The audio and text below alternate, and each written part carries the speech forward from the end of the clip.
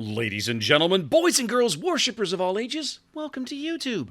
My name is SeaRaptor. Today we're bringing you a first look at Tier 9 Japanese Battleship Hizen. Now, I'm going to talk a lot about this ship over the course of this video, but one thing you got to keep in the back of your mind, they've announced now, we know now how this ship is going to be available. She's going to be the next Dockyard project that's going to come late in the year over the holidays. So like last year was the giant debacle with Puerto Rico.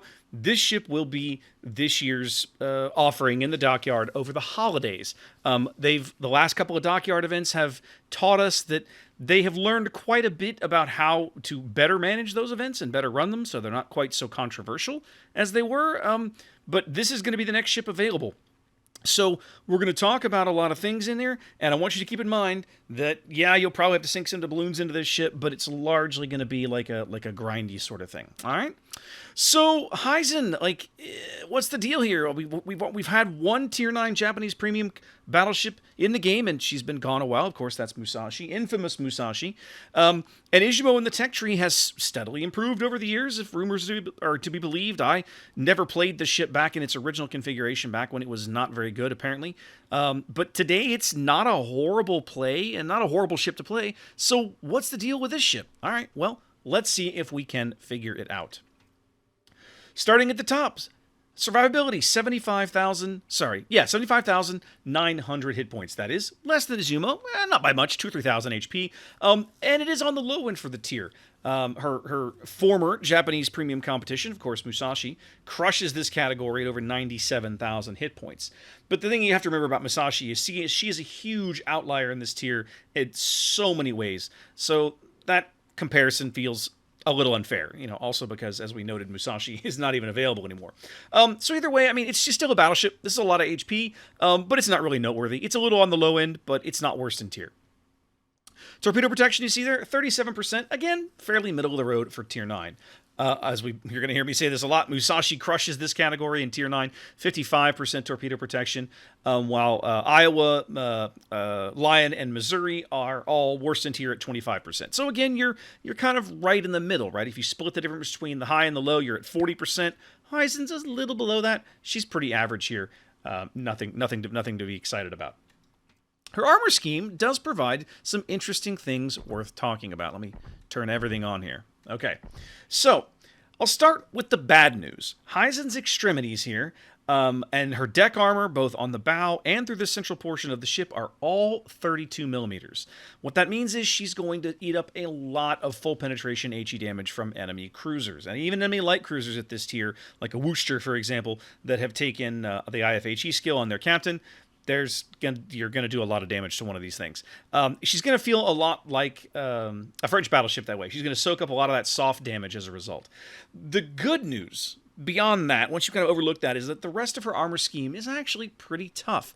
You see here, she's got 356 millimeters of belt armor. But as I peel away the layers, I want to show you her citadel spaces. Let's just show you that exclusively here. So this is Hizen's Citadel, all right? Now, it's interesting because, one, you can see here... actually, no, here we go. There's the Citadel. You can see here at no point the Citadel touched the exterior of the ship. In fact, it's even got kind of this little slant turtleback kind of thing on it. Now, this is not a very steep angle for a turtleback. If you go look at this same armor scheme on like a Friedrich der Grosse over in the German tech tree at this tier, you're going to see a much steeper angle. So I'm not enough of an armor expert to be able to tell you reliably that this will or will not stop incoming shells at close range. If nothing else, it's additional armor. You see there, it's 115 millimeters. That's pretty good. If you remember some of the Italian videos I've done lately, their Citadel, their turtleback is like 40 mils, right? This is noteworthy, right? This is almost, what is that? Almost 5 inches of armor backed up. That's outside of, inside this 12-inch. 12 or 14, yes, this is 12 inch, right? 12 inch? 14 inch. I don't know, whatever that is. It's 14 inches. 14 inch main armor belt. All right. So there's a lot to like here if you find yourself in a situation where you're worried about getting citadeled. You probably, I mean, certainly at like mid-range, you've probably got enough armor to shrug that stuff off. At shorter ranges, you're probably, especially against a battleship, you're probably dealing with something that has the penetration to push through both layers of armor. Now, one other thing I want to point out here, and this is very odd, okay? She doesn't have this problem on the stern, necessarily, although there's some very odd angles back here. Her forward barbette actually kind of juts out and gives her a little bit of this weird angle, right? Very similar to what, like Nagato, not Nagato, Yamato's got that cheek. Like Yamato and Musashi have that infamous cheek armor up here in the bow. Hizen's kind of, like, I look at this and I'm kind of like, maybe he's got a little bit of that same kind of thing going on. So I'm not allowed to play the ship on camera, and as such, I won't take her into a training room and investigate these things. If I would, I would go check this out. But there's the possibility that this kind of armor scheme is not necessarily great, when pushing into an enemy battleship. I'd have to put more time and test it out to discover.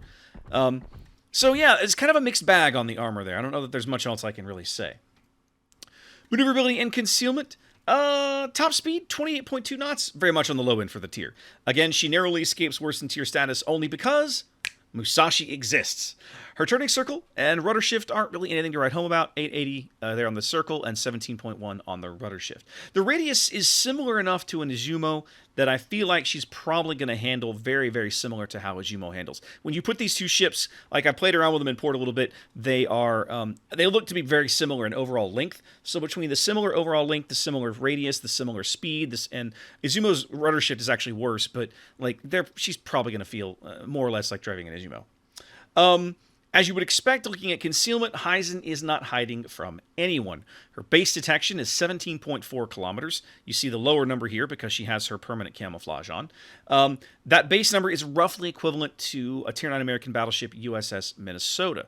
A full stealth rig gets her down to 13.7 kilometers detection on the surface. So that makes her only the third or fourth least stealthy battleship in the tier. I mean, there's nothing to write home about here. You can't hide this thing.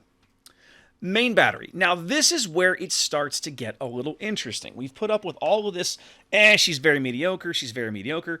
Now let's look at what makes this ship stand out a little bit.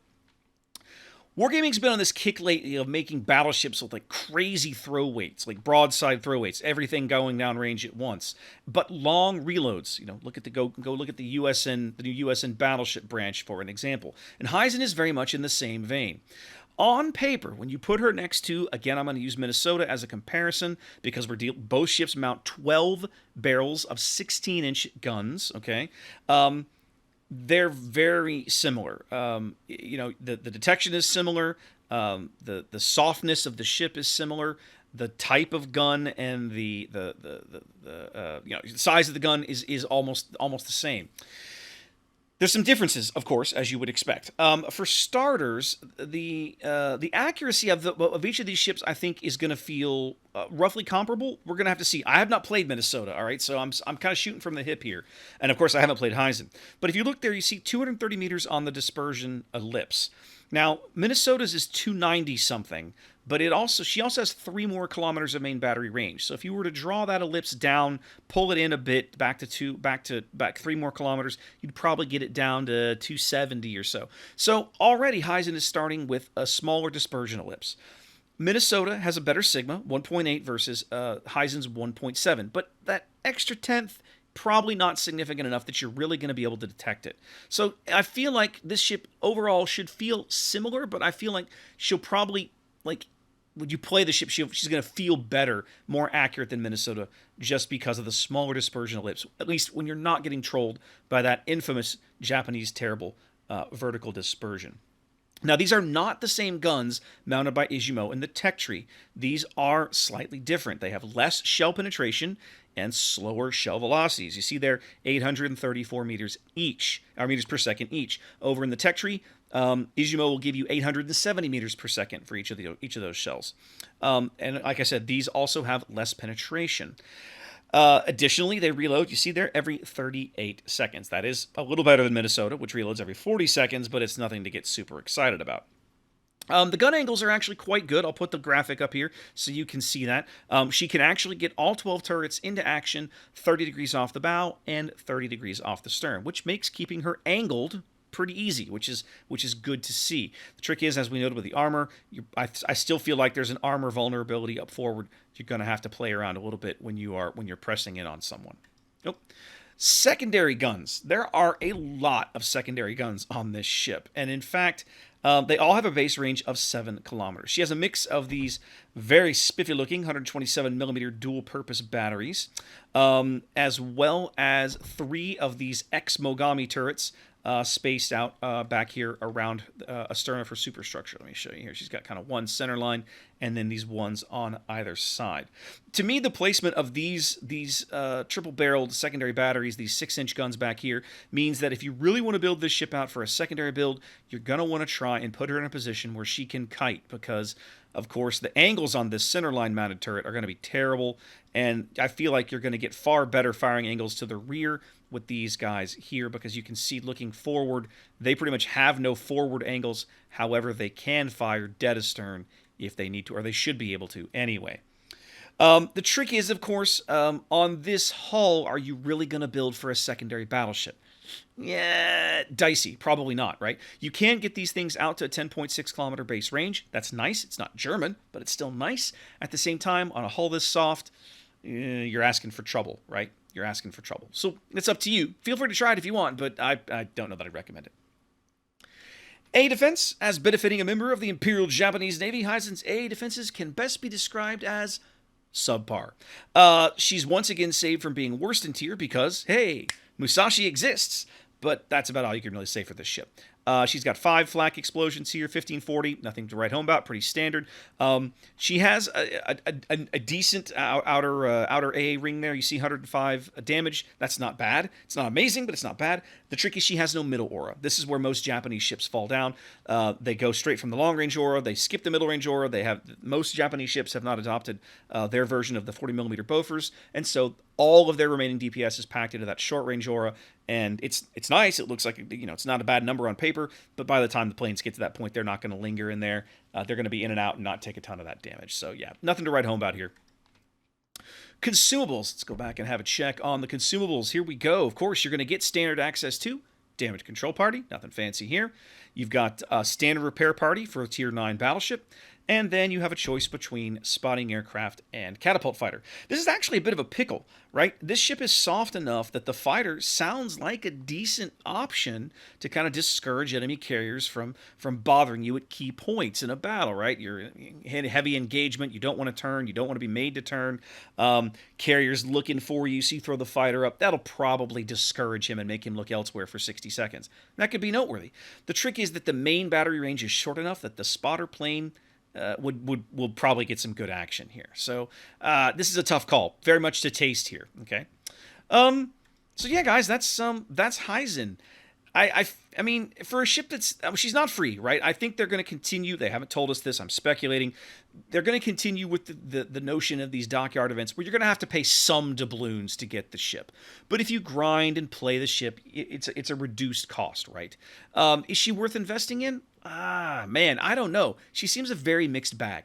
I think right now the best thing I can say for this ship is if you like USS Minnesota, if you've played a Minnesota while she's in pre-release right now, or you've had a chance to try one out, you like Minnesota, or she's coming to full release soon. If you get one, you try it, you like it, you'll probably like Hizen. On paper, these two ships look like they're going to play very, very, very similarly. The difference is that Hizen is more vulnerable to aerial attack than Minnesota ever will be, and in exchange for that, Hizen's main battery is probably more reliable in terms of what it hits, although the shells themselves have less penetration and don't hit as hard. So, yeah, it's a bit of a trade-off here. Anyway, guys, there's our first look. Hope you enjoyed that. Wash your hands, be safe, and I'll catch you next time.